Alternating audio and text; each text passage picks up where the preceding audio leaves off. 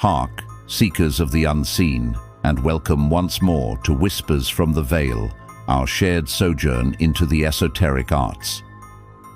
In our last communion, we ventured into the hallowed halls of the major arcana, meeting the archetypal forces that govern the grand pilgrimage of the soul. Now we descend from those cosmic heights to walk amongst the common folk, to witness the everyday dramas and delights that color our mortal existence. Prepare yourselves, for we shall now unravel the intricate and wondrous tapestry of the minor arcana, where the major arcana paints the soul's epic journey in broad universal strokes. The minor arcana details the very fabric of our lived experience. It is the world of daily joys and sorrows, of fleeting thoughts and passionate endeavors, of material gains and heartfelt connections. This realm is comprised of 56 cards, a worldly court that gives voice to the practicalities and particulars of our path. To truly understand their whispers, one must first learn the language of their four great houses, the suits that categorize the mundane and the magical. These suits, much like the cardinal points of a compass, orient us within the landscape of our lives. They correspond to the four classical elements, the foundational building blocks of ancient occult philosophy. First, let us speak of the suit of wands, bound to the element of fire. This suit is the spark of creation, the rush of inspiration, the untamed energy of passion and ambition. When wands appear, they speak of action, of growth, of the primal will that drives us to manifest our desires in the world. They are the artist's sudden vision, the leader's clarion call, the adventurer's first step into the unknown. They represent our careers, our projects, and the very creative life force that animates our being. Turn then to the suit of cups, which flows with the emotional tides of water.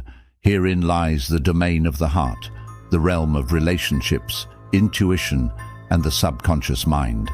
The cups chart the currents of our feelings, from the cresting waves of ecstatic joy to the deep, still pools of sorrow and introspection.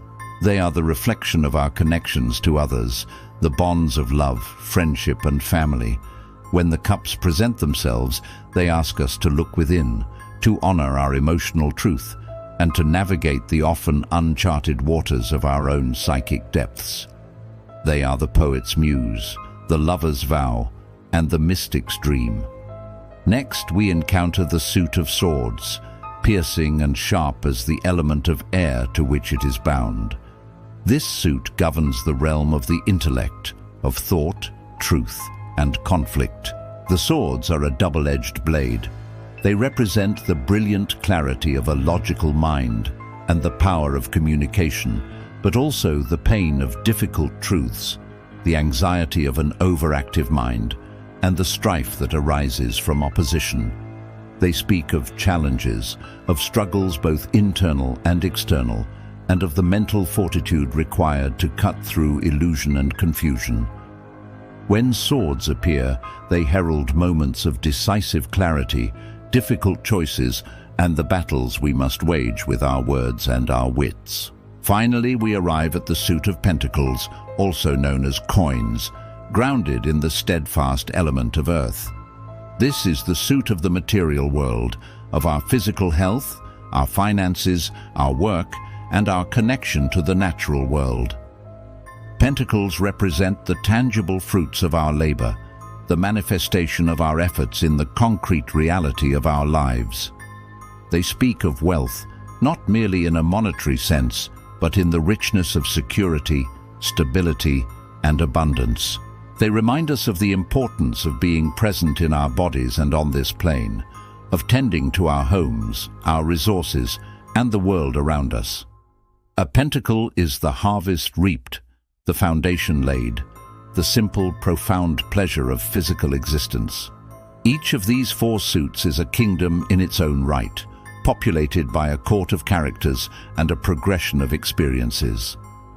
The journey through each suit is told through 10 numbered cards, or pips, from ace to 10, and 4 court cards, the page, knight, queen, and king. The numbered cards depict a narrative of development. The ace is the pure, undiluted essence of the suit's element, a seed of potential. The numbers 2 through 10 then illustrate the unfolding of that potential, from initial planning and early growth, through struggle and climax, to ultimate completion and transition.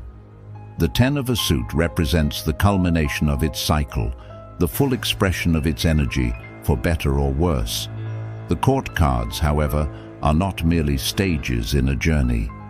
They are personas, archetypes of human personality, or sometimes literal people in our lives. They can represent our own attitudes or a specific approach we need to adopt. The page is the youthful student, the messenger, filled with curiosity and a desire to learn. The knight is the agent of action, charging forth with the energy of his suit, sometimes impulsively, but always with purpose.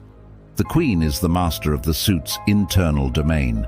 She embodies and nurtures its element, wielding its power with emotional intelligence and maturity. And the king is the external master, the commander of the suit's worldly expression, ruling his domain with authority, control, and established wisdom. Understanding these individual threads, the suits, the pips, the courts, is but the first step. The true magic of tarot is revealed when we learn to weave them together, to lay them out in patterns that form a coherent and insightful narrative. This art is known as the spread, a sacred geometry that provides context and relationship to the card's individual meanings. The spread is the loom upon which the story of the querent is woven. There are countless spreads, from the simplest single card draw for a daily message to elaborate patterns involving the entire deck. Let us begin with a fundamental form, the 3-card spread. Its simple elegance holds a profound power. In its most common interpretation, the 3 cards represent the past, the present, and the future. The first card illuminates the foundational energies and events that have led to the current moment. The second card provides a snapshot of the now, the central issue or prevailing energies at play. The third card offers a glimpse of the potential outcome, the direction in which the current path is leading. This spread is a remarkably versatile tool, offering quick, potent insight into the flow of any situation. For a more intricate inquiry, one might turn to the Celtic cross, one of the most ancient and renowned spreads in the tarot tradition. This 10-card spread creates a detailed map of a situation, exploring it from multiple angles. It begins with a central core of 2 cards, representing the heart of the matter and the immediate challenge crossing it. Surrounding this core, cards are placed to signify the foundation of the issue, the recent past, the highest potential, and the near future.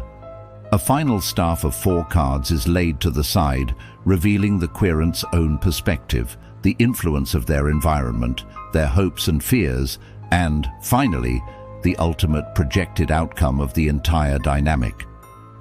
To read the Celtic cross is to engage in a deep and complex dialogue with the cards, plumbing the depths of a question with surgical precision. The act of shuffling and drawing the cards is itself a ritual. It is a moment of centering, of quieting the conscious mind to allow the intuition to speak. As the querent shuffles, they imbue the deck with their unique energy, their questions, their very essence. The hands become an extension of the subconscious, ordering the deck not by chance, but by a subtle, resonant sympathy.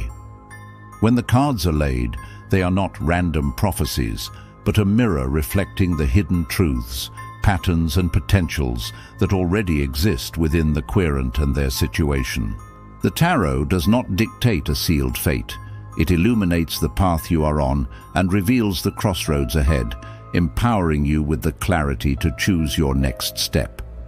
So take up your deck, dear friends. Feel the weight of these 78 windows to the soul. Practice laying the cards. Start with a simple past, present, future.